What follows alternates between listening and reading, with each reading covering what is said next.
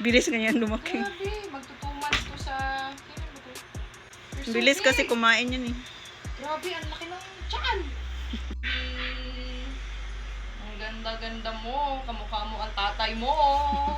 Photocopy ng tatay. Napakagandang bata. Babae lang. Babae lang. Napakalaki. Siya pinakamalaki sa kanilang magkakapatid. Yan, guys. Sobrang ganda. Natatakot siya. Queen. Nung buntis ako dati, nag-bed-rest ako. Dito yan. Si ano. Ay, kaya pala ang lambing ni King. Oo, kaya malambing si King sila, no? Sweet siya, no? Sweet. Dapat talaga, Yung ngang nilagdat siya, pinunasan ko, hindi naman siya nagreklamo. Oh, hello. Agay, Queen. Wow, super gandang bata. Ang laki ng tiyan mo. Napakataba.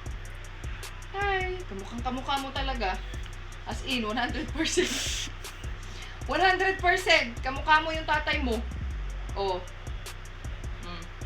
Ay, sus. Ano, sabay tayo dito mag-bedrest. Mag-bedrest tayong dalawa dito. Samahan mo ako dito sa kwarto.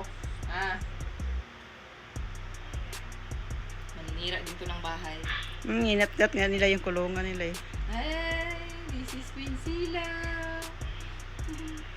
The daughter of Quinzilla. Sino pa ba? Kamukhang kamukha. Nice kayo, no?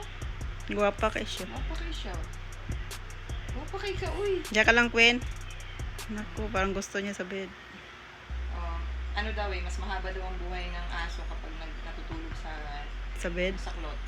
Oh. Mas mahaba daw. Kasi hindi daw sila nagre-release ng cortisol.